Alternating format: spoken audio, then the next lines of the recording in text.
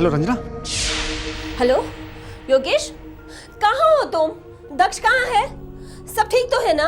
सब ठीक नहीं है रंजना। दक्ष किडनैप हुआ था। क्या?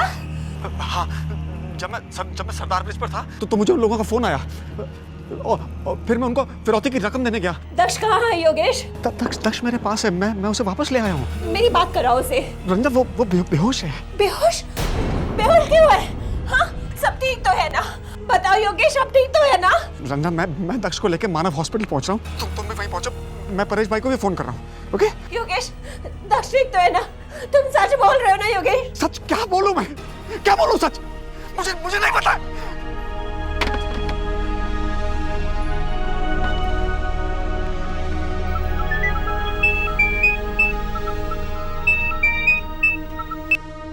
Hello hello hello hello Paresh भाई, कनु भाई, केवल भाई, आप सब प्लीज मानव हॉस्पिटल पहुंचिए। दक्ष के साथ बहुत बुरा हुआ है। चलो चलो दक्ष,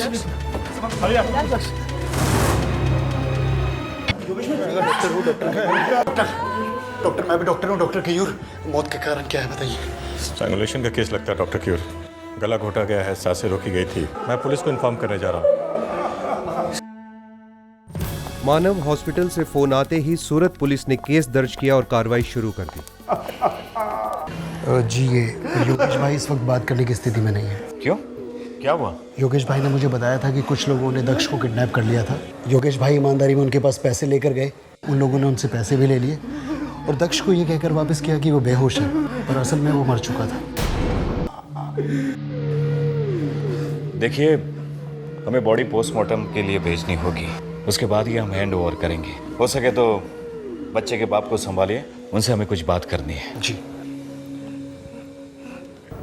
आप एक आध घंटे ऊपर नीचे कर सकते हैं। छिड़ा, देखो तो बच्चे का बाप बात करने की हालत में है या नहीं। अगर नहीं है फिर भी उसे पुलिस स्टेशन ले आओ। जितना टाइम जाएगा उतना लंबा खींचेगा एक केस। योगेश को अपना स्टेटमेंट देने के लिए पुलिस स्टेशन बुलवाया गया। कल रात में काम निपटाकर फैक्ट्री से घर के लिए रवाना हुआ। फैक्ट्री कहाँ है? वराछा रोड। बिजनेस? एम्ब्रॉयडरी।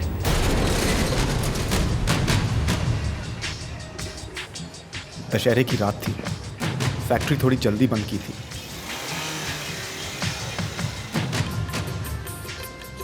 हमारी हाउसिंग सोसाइटी में जश्न चल रहा था। मैंने गाड़ी पार्क की और दोस्तों के पास चला गया। परेश भाई। आओ योगेश भाई। क्या हाल है योगेश भाई? क्या योगेश भाई, दशहरा की रात धंधा चालू। अरे कितने लोग छापोगे भाई, बताओ। शुरू करो परेश भाई, कनु भाई। अब आपकी तरह सेट नहीं हूं ना, आपका तो सारा काम मोबाइल पे चल जाता है। अपनी तो गधा मजदूरी है। अरे छोड़िए योगेश भाई, आप तो छुपे रुस्तम है। बस थोड़ा सा मुंह दिखाई किया फिर धंधे पे। नहीं, पैकअप करके आ। बस तो फिर मजा लो।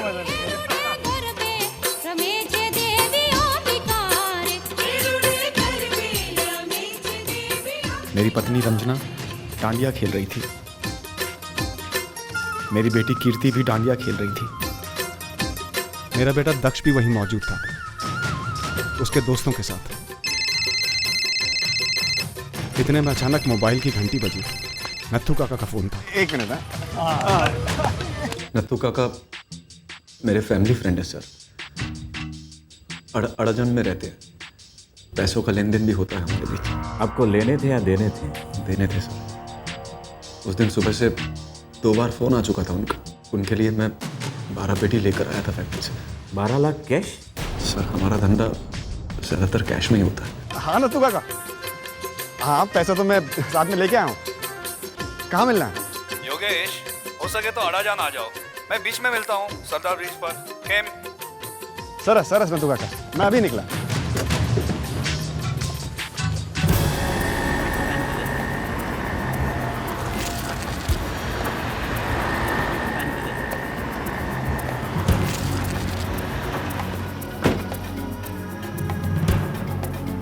मैं नत्थू काका का इंतजार करता रहा सर। 10 मिनट हुए, फिर 20 मिनट हुए और काका का कोई अता पता नहीं था। फिर मैंने उन्हें फोन लगाया। हेलो, हाँ नथु काका, कहाँ हैं आप? मैं सरदार ब्रिज पर हूँ। 20 मिनट हो गए मुझे तो। अरे सॉरी योगेश भाई, मेरी मुंबई की एक पार्टी का कुछ अर्जेंट काम आया है, मैं मुंबई के लिए रवाना हुआ हूँ। अरे क्या काका, एक SMS या कॉल कर दिया होता मुझको। अरे बहुत सॉरी योगेश भाई, अभी मैं आपको फोन करने ही वाला था कि आपका फोन आ गया। मैं कल परसों तक आकर पैसे ले लूंगा, चलेगा ना? हाँ चलेगा नथु काका, पैसे आपके हैं, जब चाहे ले जाओ।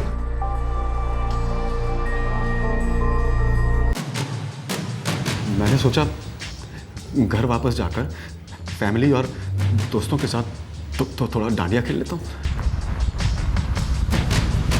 मुझे सरदार ब्रिज से यू टर्न लिए हुए मुश्किल से 5 मिनट भी नहीं हुए थे कि तभी मुझे एक कॉल आया। हेलो, योगेश मकवाना बोल रहा है ना? तो आप कौन? फिलहाल तो तेरे बच्चे का यमराज बोल रहा हूँ। क्या? ध्यान से सुन, दक्ष जिंदा चाहिए ना तो पूरे 50 लाख लेकर आ। उठवा लिया है तेरे लड़के को हमने। क्या बकवास कर रहे हो तुम? कौन हो तुम लोग? क्यों, बेटी का रिश्ता करना है क्या? साले हलकट कंजूस भी नाटक किया ना तो चीर डालूंगा तेरे बेटे को मस्त एप्पल की तरह। अरे नहीं देखो, ऐसी बातें मत करो प्लीज। 50 पेटी तुमस अभी के अभी। लेकिन मेरे पास 50 लाख नहीं है। मैं एक बहुत ही छोटा सा मामूली सा आदमी हूँ। छोटा है तो तेरे इस दक्ष बाबा के भी छोटे छोटे टुकड़े करूँ क्या? मैं कसम खा रहा हूँ कि मेरे पास 50 लाख नहीं है। कितने दे सकता है? यही कोई 12 लाख रुपए। चल उतने ले आ, लेकिन ले आ। पुलिस या किसी और को फोन मत करना। हाँ, हमको पता चल जाएगा और तेरे को भी पता चल जाएगा कि हमको पता चल गया है। पता है कैसे? बताओ। नहीं, मैं समझ गया। मैं किसी को नहीं बताऊंगा। आप दक्ष को कुछ मत करना प्लीज। मैं अभी डुमस पहुंच रहा हूँ। मैं पहुंच रहा हूँ डुमस।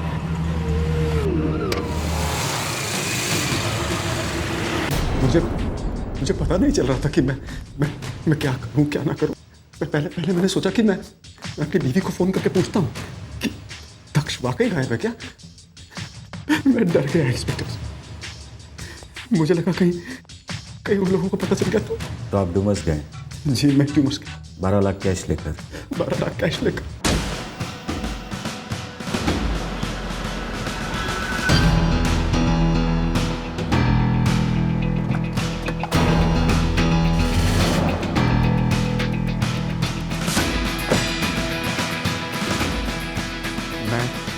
डुमस बीच पर 10 मिनट इंतजार करता रहा।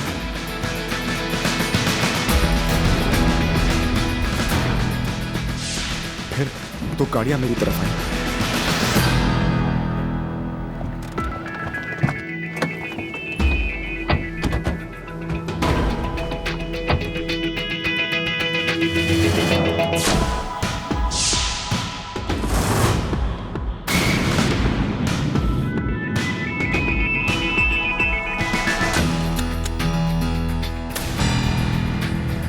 नोट कहाँ है? चल मोबाइल दे। उन लोगों ने मेरा सेलफोन ऑफ कर दिया और अपने पास रख लिया।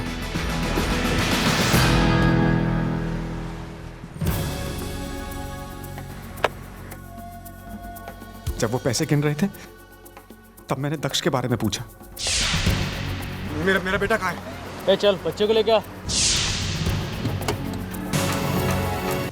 डुमस से हम लोग सूरत नवसारी हाईवे पहुंचे। आपने बच्ची को चेक करने की कोशिश की या उसके साथ बात की? गन रखी थी कनपट्टी पे। काफी दूर तक गाड़ी चलाते रहने को कहा, फिर सूरत रेलवे स्टेशन के पास टर्न करने को कहा।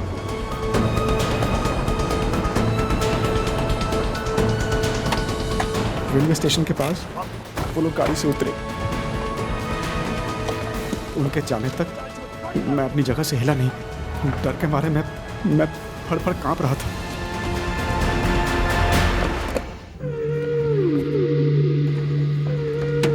दक्ष को इस बात की खबर थी। पैसे लेकर भी मार दिया मेरे बच्चे को। घर भेज देता सर। ना मैंने आपको भेज देता हूँ सर, लेकिन मैं पैसे लेकर आता सर। योगेश भाई संभालिए अपने आप को, पकड़ कर रहेंगे सालों को, छोड़ेंगे नहीं। फिर देखिए क्या हालत होती है उनकी। शांत हो जाइए, छिड़ा सब घर छोड़ाओ।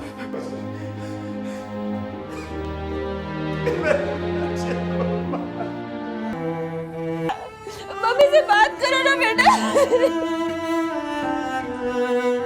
परिवार में किसी को किसी पर भी शक नहीं था। घिनौनी हरकत थी। दक्ष सिर्फ 8 साल का था, 8 साल का मासूम बच्चा। सर जाहिर सी बात है कातिलों को पहले से पता था कि मकवाणा के पास 12 लाख रुपए कैश है। बिल्कुल पता था। मकवाणा परिवार का जानी दुश्मन अच्छी तरह जानता था कि योगेश मकवाणा अपनी फैक्ट्री से 12 लाख रुपया कैश लेकर निकलने वाला है। यह अंदर का ही मामला है। पूरी की पूरी डिटेल्स इकट्ठा करो। योगेश मकवाणा का मोबाइल फोन जब्त कर लिया था। मोबाइल का रिकॉर्ड निकलवाओ। फोन कंपनी से कहो कि आधे घंटे में पूरी डिटेल चाहिए। योगेश मकवाना की एम्ब्रॉयडरी यूनिट के कारीगरों से पूछताछ की गई। इससे पहले कहाँ रहते थे ये लोग? ये लोग जामनगर के रहने वाले हैं। बिजनेस में किसी से कोई बैर, इसके बारे में कोई जिक्र किया था आप लोगों से? बैड तो नहीं था, पर थोड़ी टेंशन थी। कैसी टेंशन? योगेश भाई ने मुझे खुद बताया था कि एम्ब्रॉयडरी यूनिट की मशीनों के लिए उन्होंने कुछ पैसा मार्केट से उठाया। धंधा उतना अच्छा नहीं चल पाया जितनी उन्हें उम्मीद थी। लेनदारों के फोन आते रहे और सूद पर सूद चढ़ता रहा। रंजना बहन, पहला मैंने एक ओके, आपको कब पता चला कि आपका बेटा दक्ष गायब है? ऐसे पक्का टाइम तो नहीं बता सकती। मुझे लगा कि हमेशा की तरह वो अपने दोस्तों के साथ डांडिया खेल रहा होगा। सोसाइटी में 12:30 बजे तक रात को डांडिया चलता है। जब वो घर नहीं आया तो आपने अपने पति को फोन नहीं किया? नहीं। क्यों? उस दिन वो 8:30 बजे घर आ गए थे, फिर किसी काम से निकल गए। मुझे लगा कि वो ले गए होंगे उन्हें। मतलब आपको पता ही नहीं था कि आपका बेटा गायब हुआ है। जब वो पूरी रात घर नहीं आया तो तुमने कहीं अजीब नहीं लगी? उस दिन मैं घर आकर ही सो गई थी, डांडिया खेलकर थक गई थी। मतलब आपको सुबह में पता चला कि ये सब हुआ है जब आपके पति योगेश ने आपको फोन किया? जी।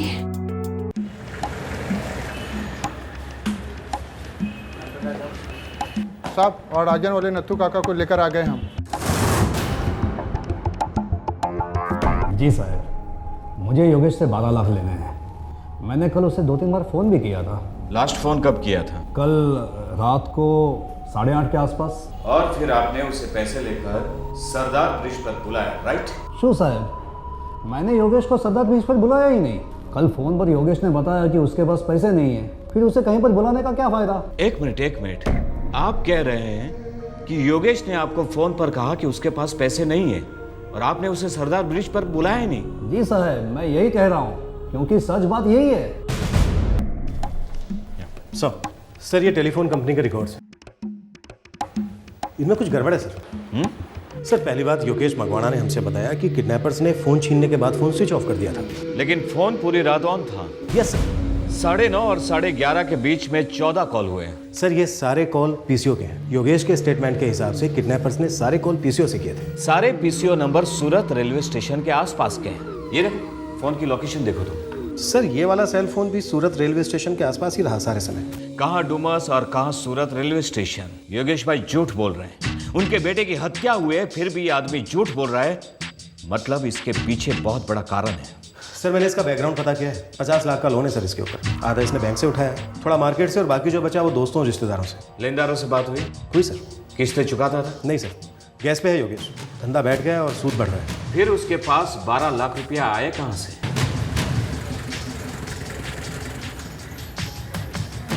उसी शाम को पुलिस ने योगेश को दोबारा पूछताछ के लिए पुलिस स्टेशन बुलवाया। 12 लाख कैश जो आपने किडनैपर को दिए थे डुमस में। जी। कहाँ से आए आपके पास 12 लाख रुपए? सर मैं बिजनेस करता हूँ, किसी पार्टी ने पैसे देने थे, दिए। 12 लाख कैश? जी हाँ, 12 लाख कैश। आप बार बार वही बात क्यों पूछ रहे हैं? कौन थी पार्टी? सर जामनगर में एक प्रॉपर्टी थी, वो बेच दी। पार्टी का नाम और टेलीफोन नंबर? मैं आपसे कितनी बार बोल चुका हूँ कि मेरा सेलफोन उन लोगों ने रख लिया था। सारे नाम सारे नंबर उसी में थे। जामनगर में आपकी प्रॉपर्टी कहाँ थी? आप इस कागज पे लिख दीजिए, हम पार्टी ढूंढ लेंगे।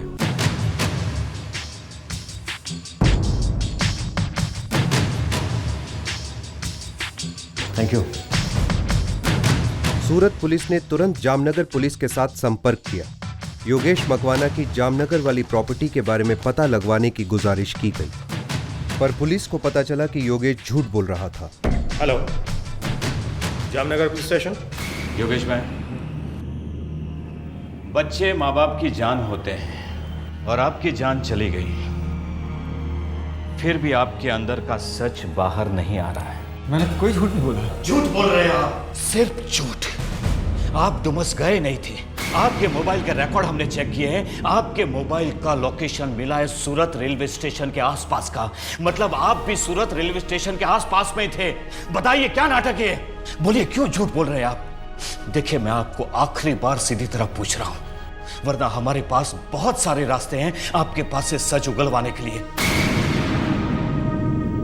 मैंने आपसे सब कुछ झूठ बोला था। फिर क्या हुआ था योगेश भाई? अब की बार आप सच सच बताएंगे, बोलो। अब की बार योगेश ने सारी सच्चाई बयान की, एक ऐसी सच्चाई जो आपके रोंगटे खड़े कर देगी। उस रात योगेश ऑफिस से अपनी हाउसिंग कॉलोनी लौटा। वहां डांडिया कार्यक्रम में वो अपने दोस्तों से मिला। योगेश का परिवार गरबा के नाच में मग्न था। उसकी बीवी रंजना, बेटी कीर्ति और बेटा दक्ष।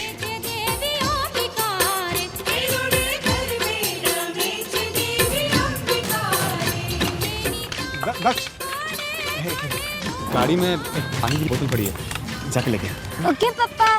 सुन सुन सुन,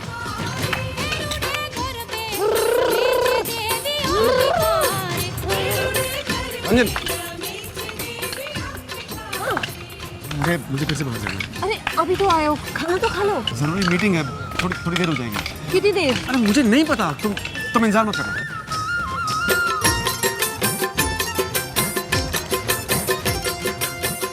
ये लो पापा। Thank you. दक्ष सुनना बेटा, पापा लॉन्ग ड्राइव पे जाएंगे, बीच में आइसक्रीम भी खाएंगे। शू, हाँ? अच्छा।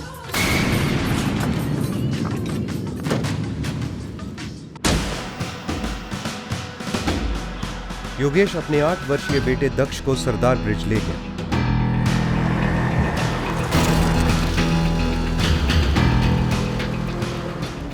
जब तक वो लोग सरदार ब्रिज पहुंचे, दक्ष सो गया था।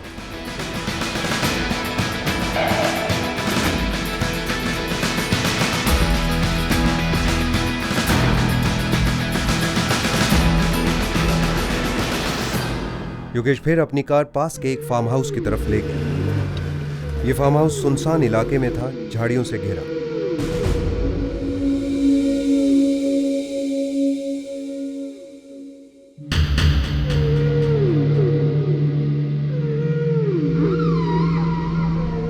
पक्षी,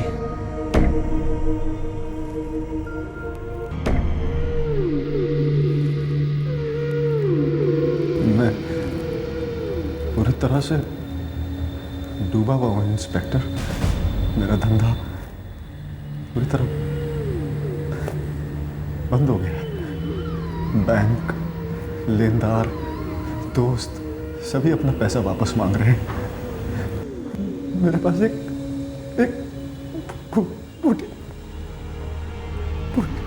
कौड़ी नहीं है।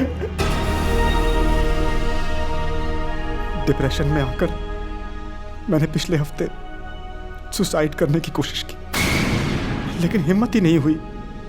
मेरे बाद मेरे बीवी बच्चों पर कर्ज चढ़ जाता। ये सोचकर मैंने सुसाइड का आइडिया ड्रॉप कर दिया।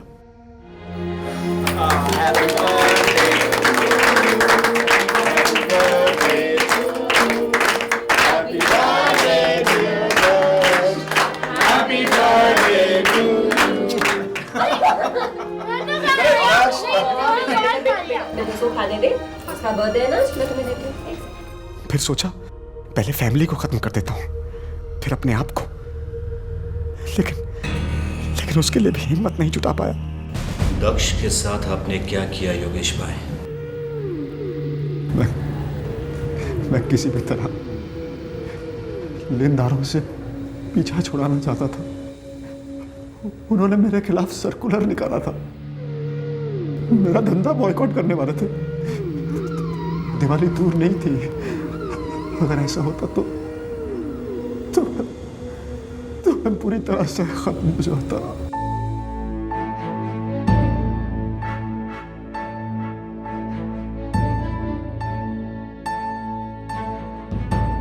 मुझे लगा अगर मेरे लड़के को कुछ हो जाता है तो धंधे में मेरे लिए सिंपैथी तैयार होगी। मैंने उसे इन हाथों से ऐसे दबाकर ऐसे छोटा सा गला मेरा दक्ष।